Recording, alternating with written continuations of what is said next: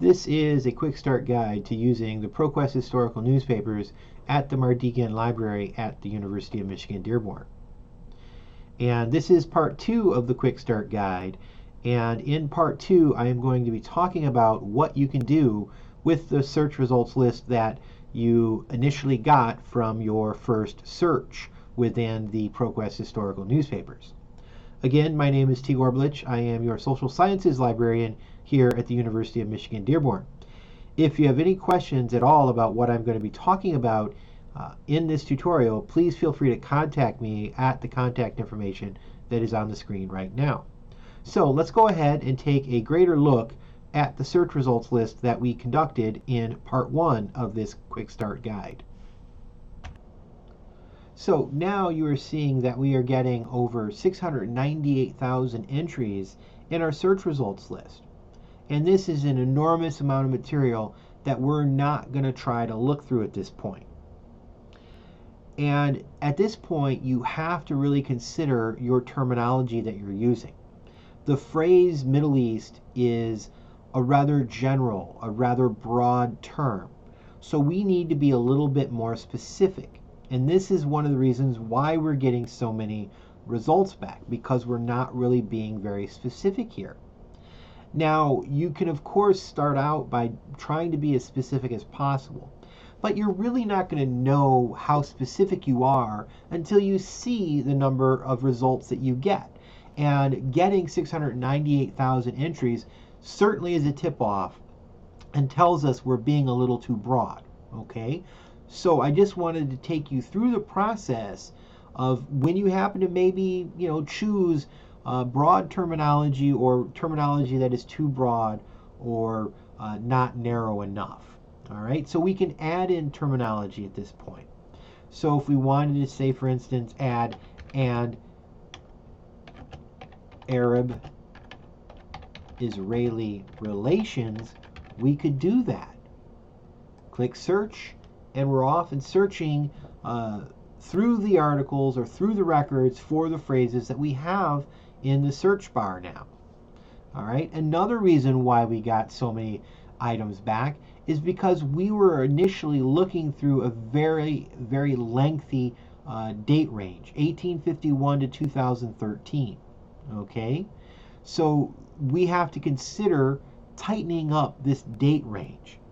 Okay, so adding more specific terms and reducing it to a shorter date range will help us really reduce the results. So say for instance we are looking for information dealing with the 6-Day War that occurred in 1967. We might want to consider the year maybe prior to this conflict and then maybe the year after the conflict. And we could even reduce it to a specific month, okay? So we could reduce it to the weeks before and the weeks after the conflict. We can get that specific at this point, but we're going to go from a little bit broader of a range because we want to see some of the things that occurred, leading up to it and then afterwards. So we are down to now 1,090 results. This is much more manageable, but it's still sort of a large list to look through. So what other things can we do? Well, there are some other things that we can do. We can say, for instance, all of these items here, all of these records here have a subject. Okay, we haven't yet identified the subject. Okay, we've just been searching for terms up to this point. All right, so now we can start looking for the subjects of these articles. Chances are, though, if we're finding articles that have these terms in it, it's going to be talking about those terms somewhat, okay? But there's no guarantee. All right, the way we can guarantee that we're going to get an article that's specifically talking about this as a subject is to look for the subjects of these articles or to look for articles that have a specific subject. And we can do that in the filters on the left.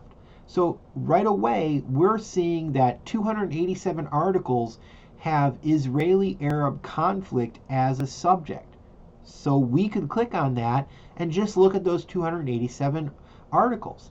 Or if we wanted to maybe look for other subjects that represent these articles, we could do that as well. But we're going to click on include, and now we're just looking through the 287 articles now that have the Arab-Israeli subject heading. Okay, so what again was the subject? Israeli-Arab conflict as the subject.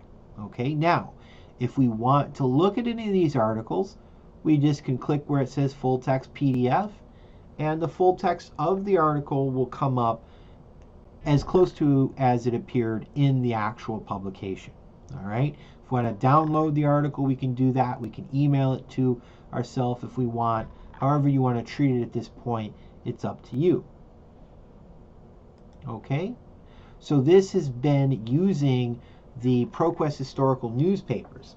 And again, we started very broad and we worked it down to 287 items because we used more specific terminology, we reduced the date range, and then also we looked for subjects within those articles.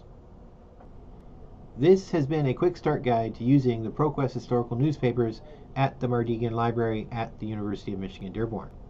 And this has been part 2 of the quick start guide, what to do with your search results list after your initial search. Hopefully you've got a lot of use out of this quick start guide, but if you have further questions about the ProQuest historical newspapers, please feel free to contact me at my contact information that is listed on the screen. So, thank you for viewing this quick start guide.